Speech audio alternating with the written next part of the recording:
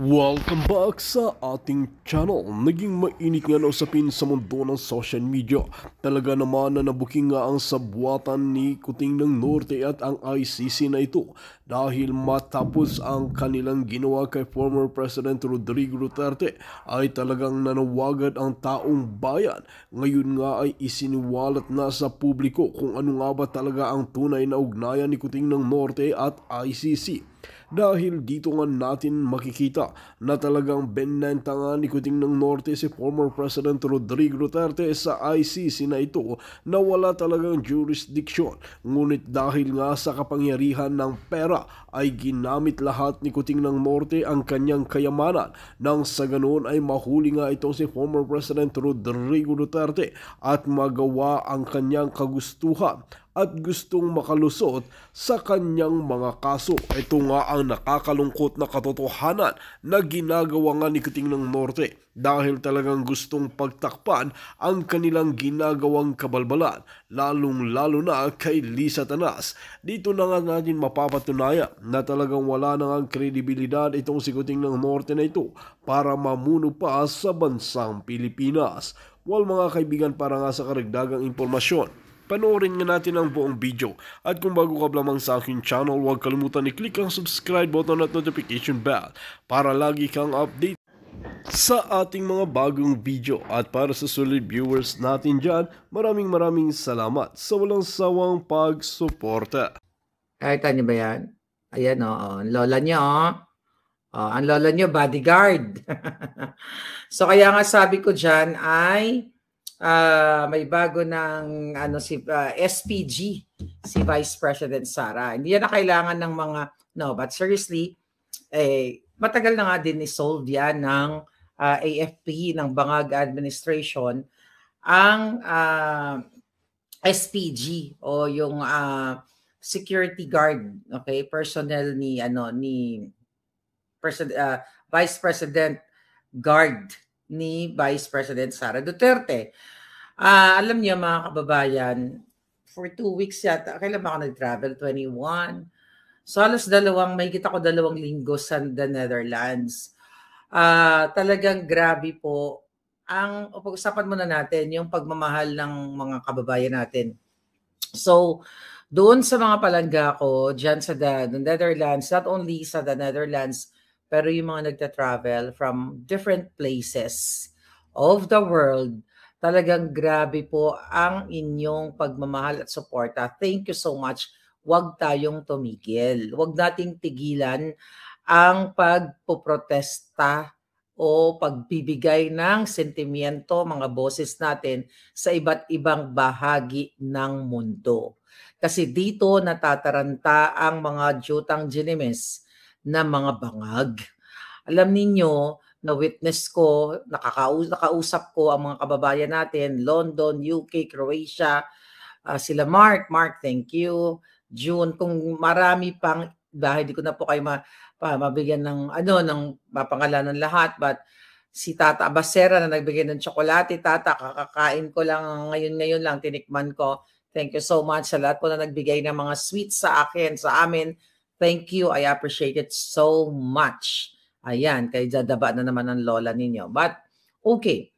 So, alam ninyo, ang ikukwento ko sa inyo, doon mismo sa ground zero, doon sa ground, talagang ang pagmamahal ng Pilipino kay Pangulong Duterte ay walang katumbas. Hindi kayang pantayan ng mga trolls, ng mga binabayaran dyan sa Pilipinas na mga na binibigyan ng ayuda ni Bangag para lang siya mahalin o para lang siya mag-cheer.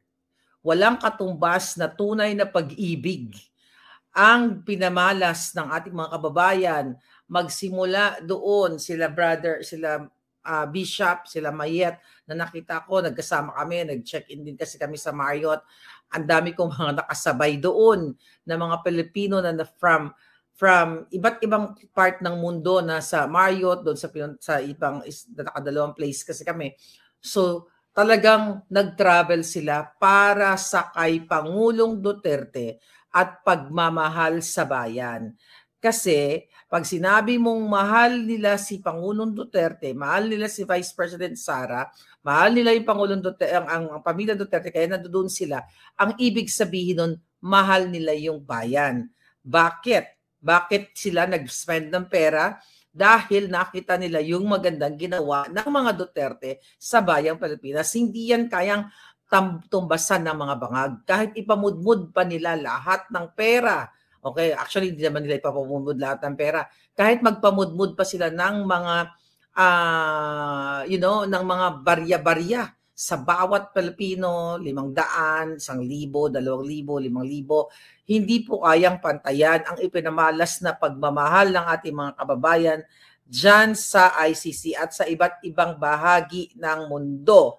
Ako nga po, may invitation ako sa mga taga-Belgium, sa Croatia, sa UK, in-invite nila ako. Pero hindi talaga kaya ng katawang lupa ko dahil doon Saturday dyan, doon yung time na umalis ako talaga. Dapat nga dadaan pa kami nung may event kasi dyan, hindi na kinaya dahil talagang hindi na kaya ng time namin. But don't worry at you'll never know, makabalik din ako kaagad dyan at makatravel sa iba't ibang panig ng mundo kasi ang dami talagang invitation. Mga Miss Marlica, please come here. May ganito kaming event. Hanggang ngayon, patuloy ang kanilang mga events. So, gusto ko lang sabihin sa inyo na nakakataba, ng puso, nakakatuwa, na nakakaiyak. Yung talagang mixed emotions eh. Happy kami dahil pinakita ng milyong-milyong Pilipino sa iba't ibang bahagi ng mundo ang pagmahal kay Pangulo Duterte, ang pag-celebrate only the former President Rodrigo Roa Duterte ang nakagkaroon ng ganyang celebration in history sa ating bayan. I don't know, maybe in the world. Diba? Walang ganyan si Bangag. Dahil si Marcos Jr. ay isang addictus.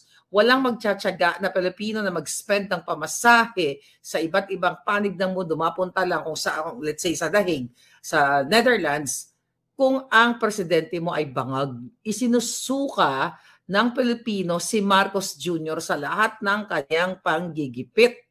Diba? Puro panggigipit, puro pangingidnap, ang kapal ng mukha ng buwaka ng inang yan at 10 ng mga kasamahan niyang mga mananagot kayo. Mananagot kayo sa bayan. Lahat kayo, tandaan ninyo. Sabi nga, ay bilog ang mundo. Sa lahat ng pang-aapi nyo, pananakot ninyo, magbabayad kayong lahat sa batas. Tandaan nyo yan. So gusto ko lang talagang bigyan ng papuri kayo po lahat sa iba't ibang panig ng mundo na nagpamalas. Grabe ang hirap at ang hirap tiis talaga ninyo na ipanamalas, although happy tayo, 'di ba?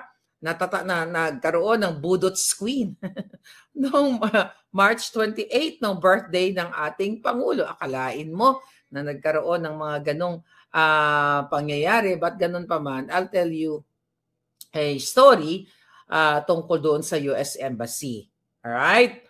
Ang dami mga issue, pero ito munang unahin natin. At gusto ko ulit pasalamatan lahat kayo. At wag po kayong tumigil. So ngayon, mga kababayan, ano ba ang nangyari? Nung kararating-rating ko pa lang, I think that was 2 weeks ago, di ba? Nag-release ng statement, etong NBI director, ang gobyerno ng mga bangag, na titignan daw nila yung angulo tungkol sa tax evasion against me at sa ibang mga vloggers. Mga jolol nga, alam mo ang pabobo na talaga ang gobyerno ni Bangag. Kasi nga kapag sunog ka na sa ipinagbabawal na palburon, okay? Talagang ang utak mo ay talagang lalamunin ng pulburon. Okay, tignan natin ito si Santiago. Sinasabi mo, nahahabulin mo ko at ako ay yung titignan mo ang tax evasion case. My God! Ang kabobohan to the highest, to the lowest level actually. Lowest na ang kanyang kabobohan. Yes, James, nakauwi na si Vice President Inday Sara. Mga palangga, tax evasion. Okay? Hindi na po ako nagbabayad ng tax sa Pilipinas dahil nga ako ay naninirahan na dito sa Amerika. At dito po ako nagbabayad ng tax. Wala akong pananagutan sa Pilipinas. Pero hindi ako magle-lecture dito ng tax lesson Pero gusto ko lang sabihin sa simpleng salita na talagang tanga o talagang wala na po talaga sa ayos itong gobyerno ni Bangag. Then sinabi ni Bangag na Santiago na yun nga i-hunt me down, ano daw nila, sabi niya, we will hunt her down or they will hunt me down kung saan man ako nakatera o saan man akong panig ng mundo. So syempre, they are meron ng pangyayari, di ba? Meron ng pangyayari ang pagkikidnap nila. Nandyan si distressed mother, yung dalawang anak, which is nandoon nung araw ng birthday ng ating Pangulo. At yes, syempre, yung Pangulong Duterte na kinidnap nila. At mga kababayan, alam ko na intimidation lang ang ginagawa nila. Sinisindak nila ako, manginig-ginig si Marlica, di ba? Yun ang gusto nila sisindakin ang mga Pilipino para matakot ng magsalita, mag-post sa mga Facebook page nila, which is yun yung ginagawa nila dyan sa Pilipinas sa mga vloggers. Pero dahil nga ako ay nasa Amerika, siguro inadya ng Diyos na ako ay ipadala dito para magiging microphone ninyo o megaphone o inyong mga kampana dyan sa Pilipinas, kasi hindi nila ako agad-agad mapagurgor o mapagipit gamit ang kapangyarihan ng gamit ang kapangyarihan ng batas na pang-aabuso. Imagine niyo, sabi nga doon yung mga tao doon, yung mga kababayan sa daig, Miss Marlica, ganyan-ganyan. Thank you dahil naging boses ka namin. Buti nasa Amerika ka at hindi ka basta-basta magipit ng mga bangag dahil nga hindi nila saklaw ang batas ng Amerika. Ang sagot ko nga sa kanila, palangga, kung nasa Amerika ako, baka magkasunod lang kami ni Percy Lapid na ginurgor. Talagang gugurgurin ako ng mga yan. Imagine yung former President Duterte. Ginamit nila ang pang-aabuso, pangingidnap, harap-harapan, nakipagsabwatan ng mga piloto, kung sino pa man. Hindi ko naman itataka kasi hindi ko pa napapanood yung hearing. Okay? Yung piloto, sila, Uling Torre, lahat sila nagsabwatan. Harap-harapan, mga kababayan. Wala silang pakialam sa batas, binaboy nila, ipinakita nila sa buong mundo na si Lisa Tanas at si Marcos Jr. ay kidnapper talaga. Pangingidnap yan. Yan ang gusto nilang gawin sa akin. So, nung inirelease nila yung kanilang balita, ito ni Santiago Gunggong, di ba? Yung matandang kunin na ng lupa. Malapit ka ng kunin ng lupa. Di ba? I wish magsabay kayo ng bangag mong amo na si Marcos Jr. Akala nila masindak-sindak ako. So, ang nangyari, nireport ko nga sila bago ako umalis. Nakita niyo naman yung video na I think dalawang video yan across is like more than millions of Filipinos na ang nakanood niyan. So, nireport ko po sila sa US Embassy. At gusto ko rin i-test dahil dito naman kasi sa amin, talagang parang dito sa Amerika, may mga, anong tawag dyan, may mga advisory na kapag ang isang US citizen na magpunta dito sa, pahinga ng ballpen, kasi may susunod ako, baka makalimutan ko. Okay, ballpen please, darling. Ito pala. So, ngayon, dali lang pala. Sulat ko lang ito, baka makalimutan ko. Okay. Okay. So ngayon, napoprotektahan kami. So, nireport ko. Ano ba yung nireport ko? Bakit ko nireport? Dahil nga sa pronouncement ng gobyerno ni Bangag na magko-connect daw sila sa Interpol o huntingin ako. So, ginawa ko, ni-report ko sila, mga kababayan. Paano ko ni-report? So, una, pumunta ako doon, actually, 3 tao yung nakausap ko. First interview, second interview. So, yung pangalawang interview ay 2 consular officers talaga yung nakausap ko. So, tinanong ako kung anong problema, bakit ganito, bakit ganyan, bakit ako nasa daig. Okay, bakit ako nasa Netherlands? So, sabi ko ng ganon, bilang isang Pilipino na ipinanganak sa Pilipinas at naninirahan na sa Amerika, ganyan, ay gusto kong i-report sa inyo na yung bansa ko kung saan ako ipinanganak ay gusto nila akong huntingin based doon sa pronouncement na available sa media. Sa social media. I mean, sa mainstream media. So pinakwento sa akin, like more than an hour kami nagkwentuhan. So pinakwento sa akin ano nangyari. So nagbigay ako ng background, ng konti ng background. Sinabi ko nga na dati ko sinuportahan yung bangag na administration. Then naging kritiko ako. Tapos gumawa sila ng mga fabricated address, fabricated crime against me, enable for the bangag government na makapag-file sila ng kaso dyan sa Pilipinas para makapag-issue sila ng warrant of arrest. Yan po ang ginawa sa akin ng bangag. So una, ako ay taga-suporta nila. Then, nung ako ay nag-critic na nila, ginawa nila ng paraan na mag-fabricate ng address para, yun pa lang kasinungalingan na yun eh. So yun ang mga sinabi ko. At ngayon, sinabi ko nasa Netherlands ako para din magpakita ng pagsuporta sa aming former President Rodrigo Roa Duterte. Actually, sabi ko, do you know what's going on in our country with our former president? Yeah. Tapos sabi niya, alam daw nila. So sabi ko, the reason I'm here, sabi ko, to show support. Sabi ko ng ganon, bilang isang ipinanganak sa Pilipinas at isang Pilipino na naninirahan na, di ba? At citizen na ng Amerika. Ngayon, mga palangga, so ikinuwento ko ng ganon. So sabi ko, itong NBI director nila at itong bangag na administrasyon na ito yung sinabi nila. Sabi ko, available naman yan sa online. So ayan, sinisearch. Habang nag-uusap kami, nagaganyan sila ng actually tatlo sila. So ngayon, mga kababayan, mga palangga, kinuwento ko lahat. Sabi ko, kinuwento ko pa na kinasuhan ako ng 4 na libel cases. You know, na civil cases dito sa Amerika, sa California.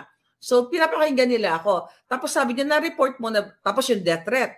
Kinuwento ko na may death threat sa akin ang gobyerno ni Bangag. Prior to that pronouncement na ipapahunting nila ako at sabwat daw sila sa Interpol, sinabi ko na meron na akong, mayroon ng kaso dito sa California. Tapos yan nga ako, sabi, at saka yung death threat.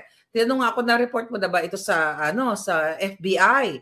Sabi ko, yes. Sabi ko na gano'n, na-report ko na sa FBI California. Sabi niya, sino nakausap mo? Di sinabi ko yung pangalan no nakausap ko. Sabi niya, I know him. O di ba, magkasama kami sa ganito, sa ganyan. So kakilala niya yung FBI. So gusto ko lang, actually, natuwa ako dahil yung FBI agent na nakausap ko dito sa California, magkakilala sila nitong consular, I don't know kung anong eksakto niya, basta nasa eksaktong rango nito yung officer sa US Embassy sa The Hague, pero magkakilala sila. Doon pinakakwento niya sa akin. Tapos ngayon, sabi niya, we will forward this to Washington DC. So i-forward namin tong report mo. Sabi niya, kumusta ka ba ngayon? Meron bang sumusunod-sunod ba sa'yo? Mayroon ka bang nakikita? Kasi ano ang kailangan mong suporta? Ano kailangan mong assistance sa amin? Ganyan. Sabi ko, so far, I'm okay. Sabi niya, alam ba nila kung saan ka, pinapublish mo ba kung saan kang hotel o saan ka nakatira? Sabi ko naman sa kanya, no. Sabi ko na gano'n, hindi ko pinapublish. That's good. Sabi ng consul, ng officer. So, maraming pinagkwentuhan tungkol sa kaso. Kinuwento ko si Bangag, sabi ko, alam mo, kasi ako yung nag-expose ng Bangag video. Sabi ko gano'n. Pero na-forward ko na to sa US, even forwarded to the White House. Kung ano-ano mga sinabi ko, kung ano yung mga ginawa ko dito. Sabi ko, actually, kaya galit na galit sila sa akin dahil yung video na yon at yung authentication ay ginamit ng former spokesperson ng Pilipinas, which is si Harry Roque, para gamitin yung dokumento, yung authentication sa kanyang asylum visa dito sa Netherlands. So talagang nakikinig sila, dokumentado talaga lahat. Sabi ko, yung dating spokesperson ay hinahunting rin ng Bangag na administrasyon, Marcos administration, dahil nga sa aming kritisismo. Tapos sinabi ko rin na hindi lang yan, yung nanay ng 2 bata na si Sheena, sabi ko, Sheena Makapinig na sa Belgium na ngayon ay may asylum visa din. Kinidnap yung kanya 2 anak, sinabi ko, at ang Marcos administration. So lahat yun dito document. So halos lahat na ikwento ko na. Alam niyo naman talaga ako, talagang non-stop. Sabi ko, ganito ang sitwasyon sa amin, sa Pilipinas. Sabi ko, did you see that? Sabi ko, over the news, that the former president, sabi ko na gano'n, kinidnap nitong bangag administration na ito. Sa nakita daw nila sa news. Pero siyempre, hindi naman sila magko-comment. Di ba? Nakikinig lang sila. So, yun na nga. Ayun. Dahil, kinuwento ko, talagang ang haba ng chikahan namin.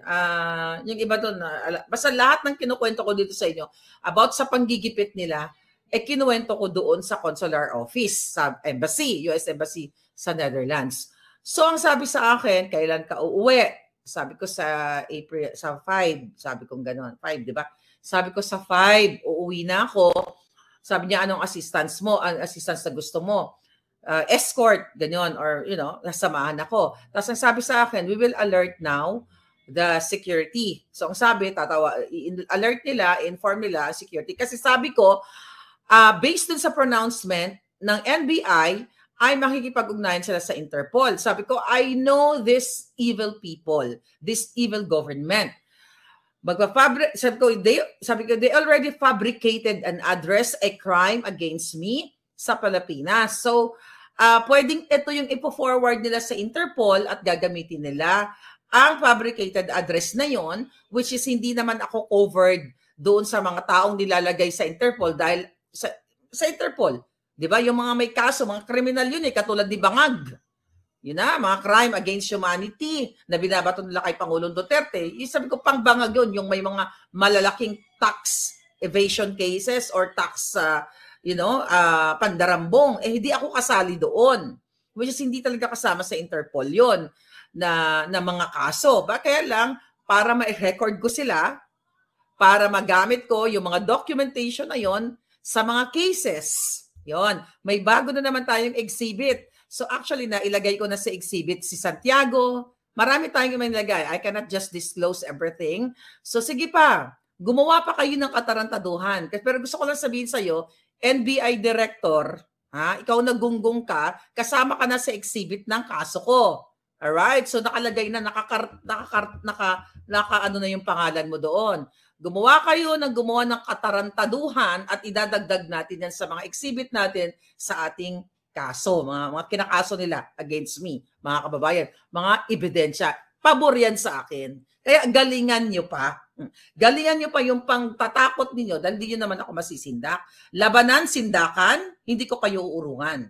Kung labanan ng utak, definitely hindi kayo mananalo dahil mga utak ninyo, durog na, lalo na si Bangag, durog na ng pulburon. So, ang pinakadahilan talaga, alam ko na walang saklaw ang Interpol sa akin dahil hindi po ako gumurgor ng tao katulad ng Bangag administration. Hindi rin ako nagnakaw ng limpak-limpak na salapi. Ang ginawa ko lang ay expose ang mga kadyutahan, ang mga panggagago nila sa bayan. So definitely hindi yan covered ng Interpol. So the reason why nilagay ko sila doon sa embahada ng Netherlands para magamit ko ang documentation na yon sa mga future cases.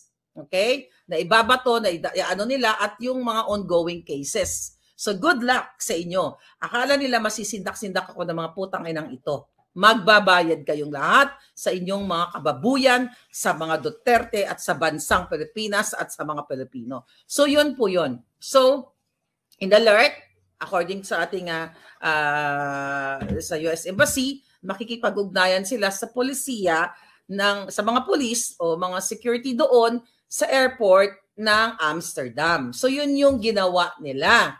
Then yung escort nga. But I'm not gonna disclose that escort thing because it's secret. Okay?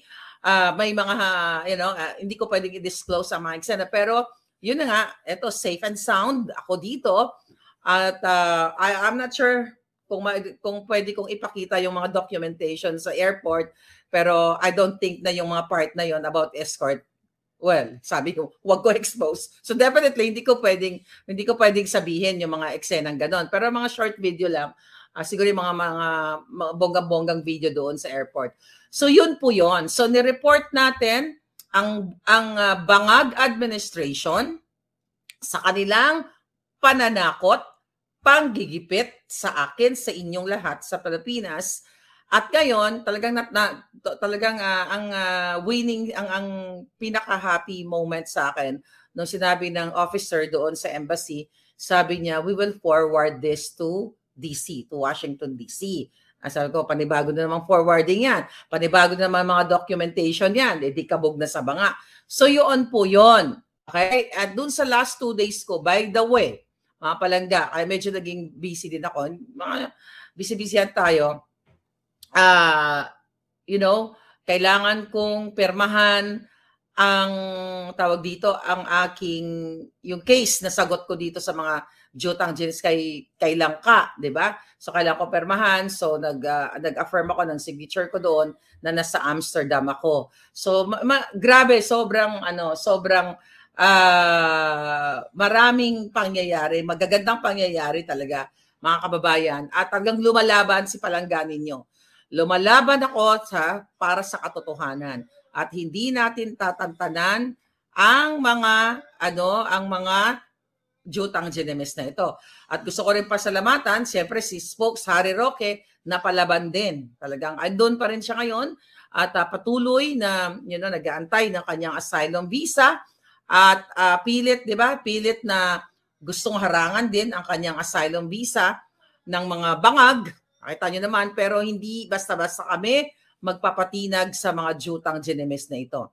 Dahil po ang kakampi lamang namin ay ang katotohanan at kayo. Wala na kaming ibang sandalan kundi ang katotohanan at kayo.